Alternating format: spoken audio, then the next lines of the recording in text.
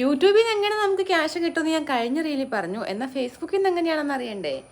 5000 followers വേണമെന്നാണ് ചിലരൊക്കെ പറയണേ. പക്ഷെ എനിക്ക് 5000 ഫോളോവേഴ്സ് ഇല്ല. പക്ഷെ എൻ്റെ മോണിറ്റൈസേഷൻ ഓൺ ആയിട്ടുണ്ട്, ഡോളറും കാണിക്കുന്നുണ്ട്.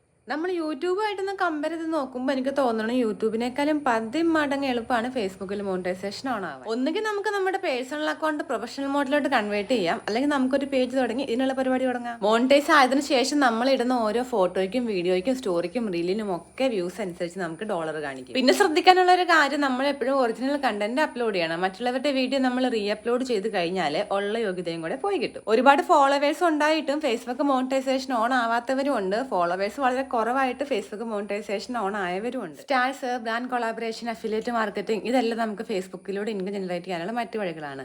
നമ്മുടെ അക്കൗണ്ടിലെ പ്രൊഫഷണൽ ഡാഷ്ബോർഡ് നോക്കി നമുക്ക് ഏതൊക്കെ ഫീച്ചേഴ്സ് അവൈലബിൾ ആയിട്ടാണെന്ന് ചെക്ക് ചെയ്യാം. ഫേസ്ബുക്ക് തരുന്ന ഓരോ ടാസ്കും കംപ്ലീറ്റ് ചെയ്ത് നമുക്ക് നമ്മുടെ റീച്ചും എൻഗേജ്മെന്റും എല്ലാം കൂട്ടിയെടുക്കാം. 3 സോഷ്യൽ മീഡിയയിൽ നിന്ന് എങ്ങനെ ക്യാഷ് ഉണ്ടാക്കാൻ ഞാൻ ഓരോ പാർട്ടായിട്ടാണ് ഞാൻ വീഡിയോ ചെയ്തിരിക്കുന്നത്. അപ്പോൾ ഇതെല്ലാം കൂടെ കൂടി ലോങ് വീഡിയോ വേണമെന്നുണ്ടെങ്കിൽ ജസ്റ്റ് കമൻറ്റ് ചെയ്താൽ മതി.